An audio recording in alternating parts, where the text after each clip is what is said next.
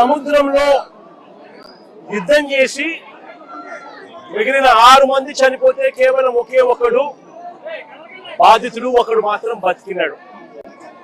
చిన్న ఇంకొక అక్క, ఇంకొక బాధితురాలకు సంబంధించి ఇంకొక బాధితుడికి సంబంధించిన భార్య. ఆ పెద్దమ్మ వీళ్ళందరూ ఈరోజు వీళ్ళందరూ కూడా ఈరోజు ఎందుకు మీడియా ముందర నిలబడ్డారు, ఎందుకు వీళ్ళందరూ కూడా జరిగిన అన్యాయానికి గొంతు విప్పి మీడియా ద్వారా వాళ్ళ బాధను తెలియజేసే కార్యక్రమం ఎందుకు చేస్తా ఉన్నారు అన్నది మానవతా దృక్పథంతో ప్రతి ఒక్కరూ కూడా ఆలోచన చేయాలి. నేను అడుగుతా ఉన్నాను, ఇదే ప్రభుత్వం జరిగిన ఘటనను ఒకసారి చూస్తే, జరిగిన విషయాలను ఒకసారి గమనిస్తే అసలు ప్రభుత్వం అన్నది ఎంత అన్యాయంగా బిహేవ్ చేసింది, మానవత్వం అన్నది లేకుండా ఎలా బిహేవ్ చేసింది అన్నదానికి ఈ ఉదాహరణ ఒక అద్దం పడుతుంది. జూలై 1వ తారీఖున చిన్న తనతో పాటు మరో 6 మంది, అంటే మొత్తం 7 మంది కలిసి వేటకు బయలుదేరినారు. తన బోట్లో వేట కూడా బోటు క్యాప్సైజ్ అయ్యే ప్రదేశం వచ్చేసరికి కేవలం 10 మైళ్ళు విశాఖపట్నం గంగవరం పోర్టు నుంచి, విశాఖపట్నం పోర్టు గంగవరం పోర్టు ఇక్కడ నుంచి కేవలం 10 మైళ్ళ దూరంలోనే ఈ క్యాప్సైజ్ జరిగింది, ఈ బోటు ఘటన జరిగింది. 2 గంటల జూలై 1వ తారీఖున తాను వేటకు పోయి జూలై 4వ తారీఖున, అంటే 3 రోజుల తర్వాత జూలై 4వ తారీఖున చిన్న తాను ఫోన్ చేసి 2:31 ఇది తన కాల్ డేటా, తన ఫోన్ నుంచి తాను ఎవరికి ఫోన్ చేశాడు అని చెప్తా ఉన్న కాల్ డేటా, తన ఫోన్ కాల్ డేటా తన మేనల్లుడు గురునాథకు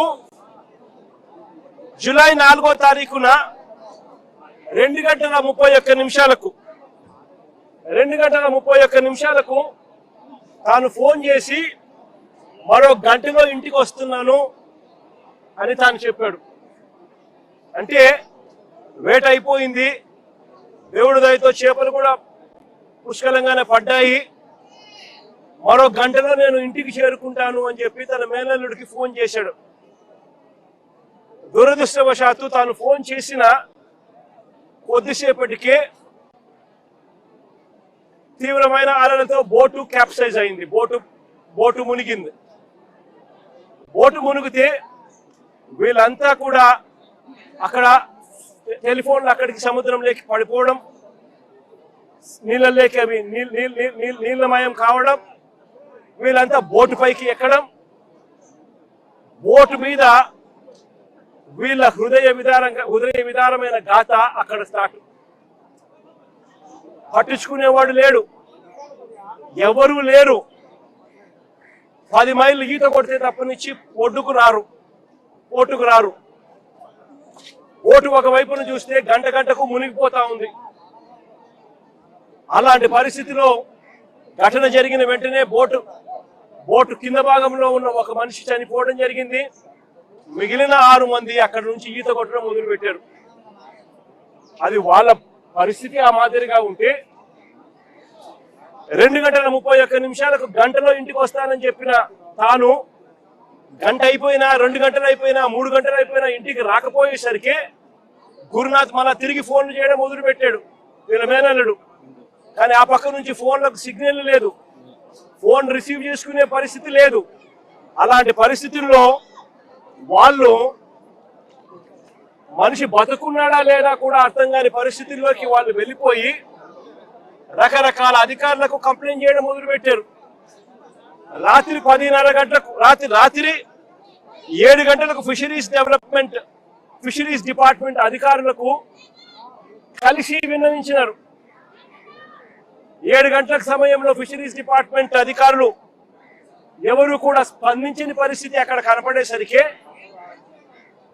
రాత్రి 10:30 గంటకు జానకి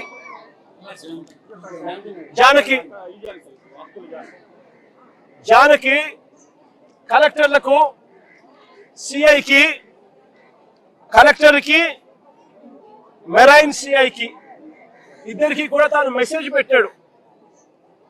రాత్రి 10:30 గంటలకి పెట్టిన మెసేజ్ ఇది, జానకి పెట్టిన message. This is Janaki Vasupalli, so and so 8 members of fishermen missed along with fishing boat.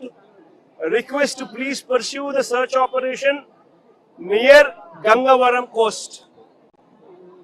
Specific coordinates తో సహా గంగవరం ప్రాంతం నుంచి గంగవరం కోస్ట్ దగ్గర ఘటన జరిగింది అని చెప్పి సమాచారం ఉన్న నేపథ్యంలో గురునాథ్ దగ్గర నుంచి ఇన్ఫర్మేషన్, కుటుంబ సభ్యుల దగ్గర నుంచి ఇన్ఫర్మేషన్, ఇవన్నీ క్రోడీకరించి కలెక్టర్కు, సిఐకి, మెరైన్ సిఐకు తాను పెట్టిన మెసేజ్లు. ఇది మెరైన్ సిఐ సేమ్ అదే మెసేజ్ మళ్ళా పెట్టాడు, కలెక్టర్ కాకుండా మెరైన్ సిఐకి. Request for coast guard search operation, families worried, kindly help sir.